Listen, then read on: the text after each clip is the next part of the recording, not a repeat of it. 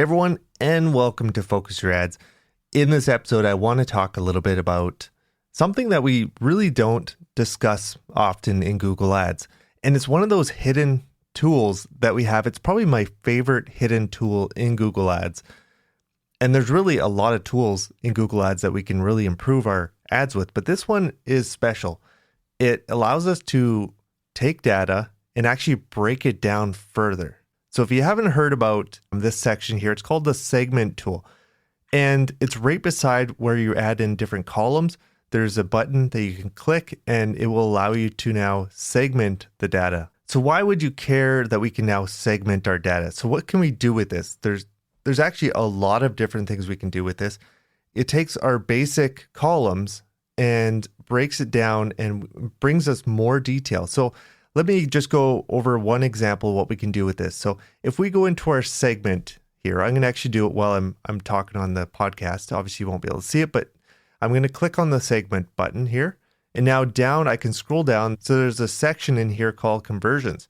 And then over beside that, now we can go to conversion actions. When I click conversion actions, now I can see what type of conversions are happening. So for example, you had maybe 5 different conversions and you had 24 different all conversions. So what are those all conversions? How do we know what all conversion it was? Was it an add to cart? Was it a checkout? Was it something else? Maybe we have hundreds of all conversions and we're like, why do we have so many all conversions? And it could be a problem that you have created by adding a conversion that's tracking a page, someone landing on a page, and that could be the conversion that you're tracking. This is the way to go in and find any problems. So we can now go in and look at this data. So for example, on this page I'm looking at right now, when I do the segment for today, I can see that we had one all conversion and that turned into an add to cart. So I'm going to pull up the last 30 days, see if we can get a little more data. And now I can see that we have 6 add to carts, we have 2 begin checkouts, and we have a purchase. And then down another campaign, I can see we had 5 add to carts, 2 checkouts, and 1 purchase. So now you can start to see some patterns that are happening. You can actually understand maybe how many add to carts you're getting, how many checkouts you have, and how many purchases that is leading to, and start to get some numbers that really help you. Now, this is just one way we can use the segment button. There's actually quite a few different ways, quite a few different things that we can actually do with it. So let's go into another one. So this time, let's stick with conversions again. So I'm going to click on the segment button. I'm going to conversions. And now in here, we have days to conversion. So we click on days to conversion. And now we can actually see how long it's taken to convert. So this is the time between someone actually clicking and someone actually making that purchase or doing the action. So it could be someone adding to cart. It could be someone checking out. So this is the time period between that. So now I'm looking at the same information again, and I can see that we had 9 all conversions. So we don't know if it's an add to cart or checkout, but we can assume it's either add to cart, checkout, or purchase in this case, because we segmented and we're able to see that. And now I can see that 9 of them came within under 1 day. So it happened within a day. We had all these 9. So now I'm looking at the next campaign down, and I can see that we have the first one here is under a day, and then we have some other ones that have now we're talking about 1 to 2 days, 2 to 3 days, 21 to 30 days. So this is giving us a little more information that we can actually work with now. But it's also telling us that majority of these conversions are happening under a day. So that means that someone's clicking, going to your product, and they're making that purchase. And it's all happening within a day. So this is interesting data. So we could look here, let's go to another campaign and see if we can find some more data that's going to give us maybe a different result. All right, so now I'm in a different campaign. I've actually expanded out to all time, and it's a larger campaign, so we have a lot more data in this campaign. And now we're starting to see that, the majority of the clicks, the majority of the sales are happening within 1 day. So in this case, I think we have over 400 sales that are happening. The majority of the sales are happening now within the day.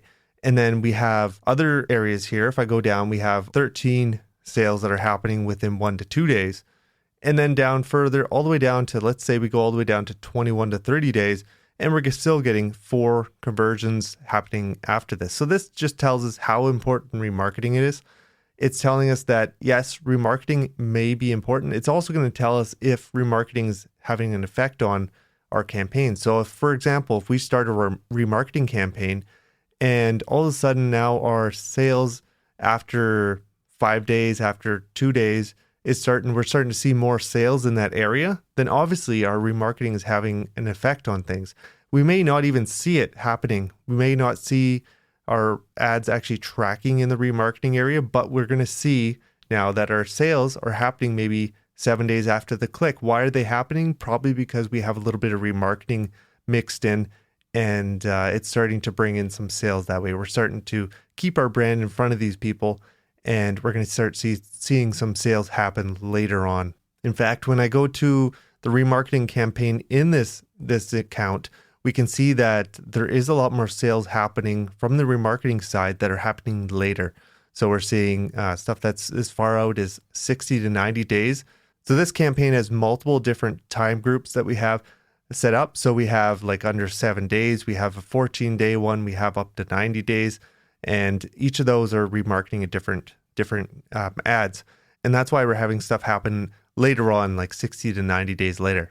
So that's a fun one to experiment with. It's going to give you some insight into what's happening, how long it takes someone to actually buy a product from you. So let's go into another one here. There's so many different ways we can go and use this segment button. So let's continue on. So the next one I want to talk about is network. So this is something we can actually look at, and we can actually decide now if we want to go with what Google's recommending, because Google's always pushing, you need to add search partners. You need to add search partners.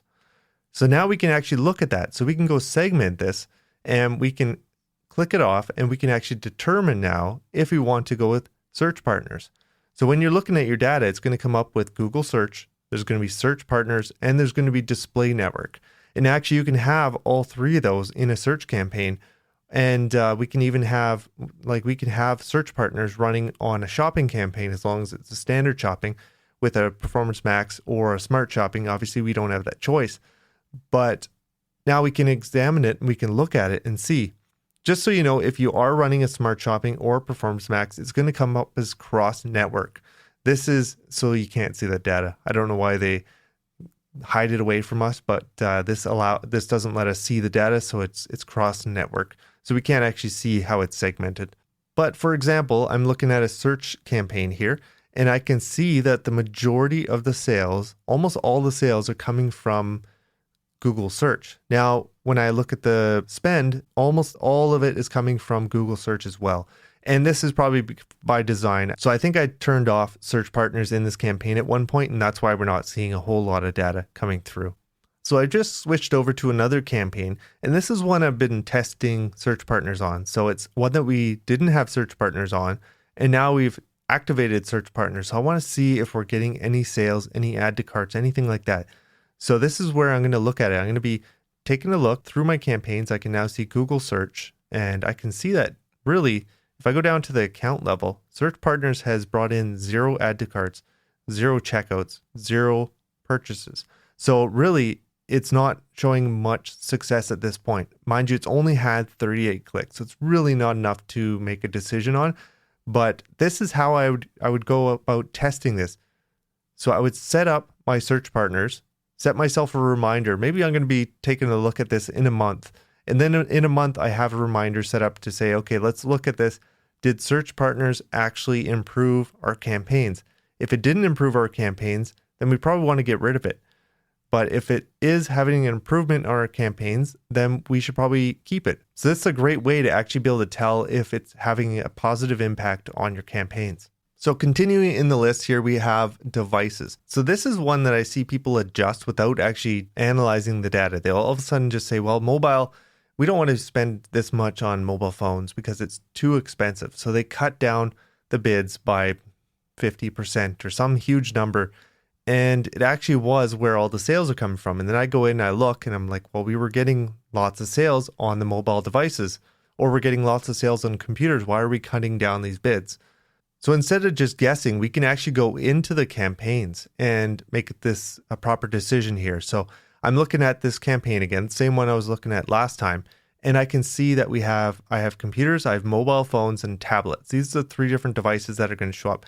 You will actually see TVs and other as well, but in the majority of cases, you'll see the computers, mobile, and tablets. So when I'm segmenting this data, now I'm looking at it, I want to see what type of return on ad spend are we getting for this.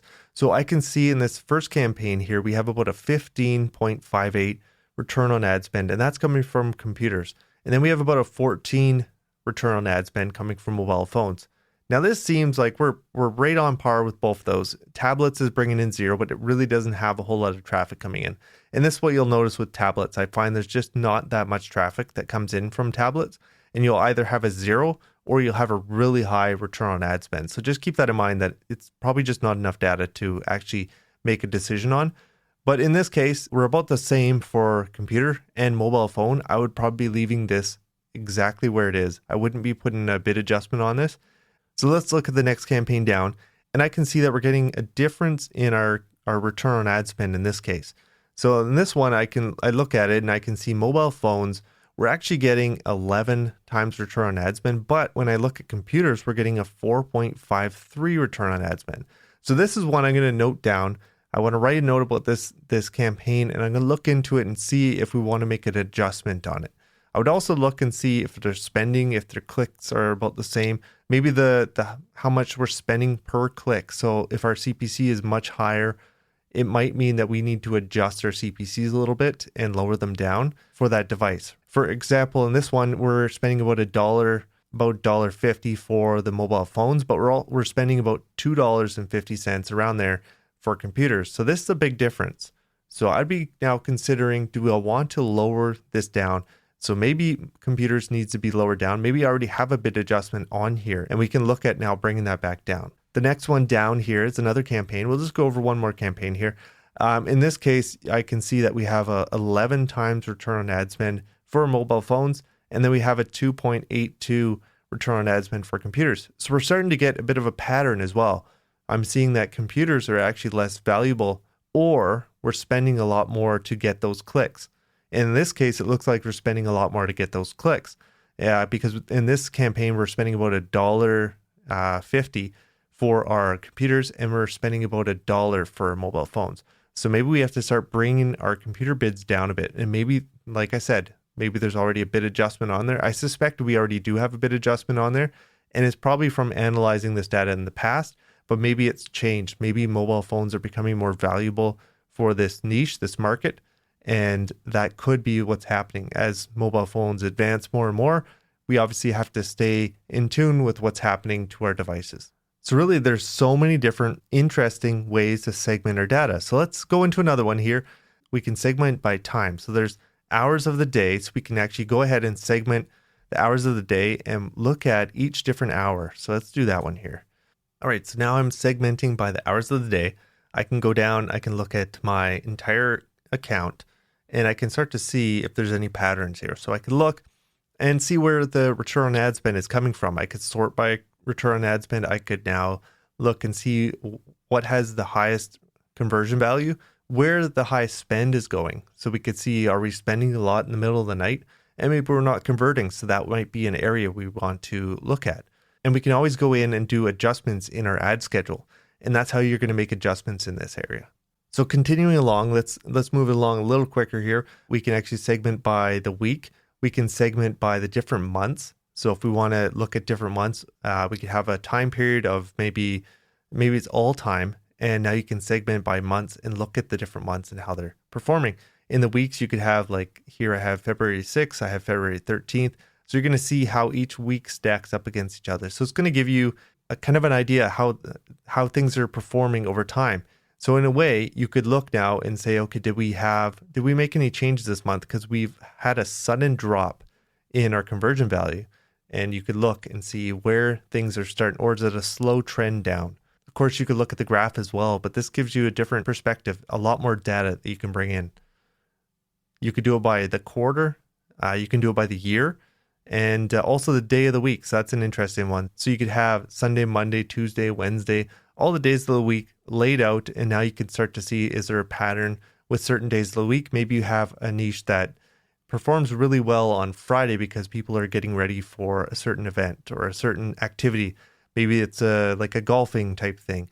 And the weekends is where it performs the best. So now you can actually back that up with a little bit of data, and it's going to inform your decisions in Google Ads as well as probably in your store. The other neat thing about segments is actually when you segment, your graph will actually change. Depending on how you segment things, you will actually see this happen in your graph. So you can actually visually look at the data and see different things. So you could have, like, for example, I have the days of the week up right now, and I can see that they're each are color coded. And now I can tell if I can look at, right now I'm segmenting the clicks, but I could also look at the conversions, and I could see what days of the week more conversions are happening on. And I can look at that visually through my graph, which is a neat little way to look at things. Okay, for the next one, you go under segment and go down to click type. And when we go to click type, we're going to see that it's separating the different clicks that are happening. So it kind of groups them. So it's instead of grouping them all as just clicks, now it's grouping them as where they're clicking on the ad. So for example, if you have a search ad, this is really going to give you a lot of information because it's going to tell you, did the person click on the headline? Did they click on a site link, a price extension, promotion extension, image extension? All these things, it's going to give you some information on where they're clicking and what's leading to conversions, what has a higher click-through rate. All these different metrics are now going to be pulled out and we can examine them better. For example, even shopping will segment this. I'm looking at this account right now and I can see that one was they clicked on the regular ad, and the other one, they clicked on the coupon. So it's really given us some good information that we can look at. So we can say, well, how often are people converting when they click on the coupon versus clicking on the ad? It's going to give us some more information that we can feed into our business and hopefully improve things even further. So the last one here I want to go into is, again, under segments. And this time it's about the difference between top and versus other. Top is anything that's above organic, and other is anything below organic. So organic is the free listing. So if you're showing up above that, then it's going to be showing up in top. And if not, it's going to show up in others. So now you can take a look and segment the two and determine if maybe it makes more sense to be in top or other. You don't really get to control this, but if you bid higher, you're probably going to show up more often above the organic results. If you have really low bids, you might end up showing in other more often. And you might see that maybe the traffic that comes from top is worth a lot more to you, and you might increase your bids in general just to get in front of that traffic more often. It's just an idea. It's one more little tool in your tool belt. And I think that's the last one I'm going to really go over. There are a few other ones that you can get into. I highly recommend that you go into this and take a look and go through all these, segment your data, look at things. There's so much you can do. This adds a whole nother layer to Google Ads. It can be overwhelming to add this, so make sure you turn it off and use segment none for when you're looking at your campaigns the majority of the time. But when you need to, segment things, look at your conversion actions, take a look at all the other areas that we've been talking about. And by doing this, you're going to get a lot of information in your campaigns. And I think it'll really help improve your Google Ads by just being able to look at this data. It's a great place to look, especially if you're looking for problems in your account. So that's it for this episode. If you enjoyed this, make sure you hit that subscribe button. Also, if you're interested in having someone run your Google Ads for you, take a look at my website. It's focusyouраds.com, or send me an email, support@focusyouраds.com. Take care.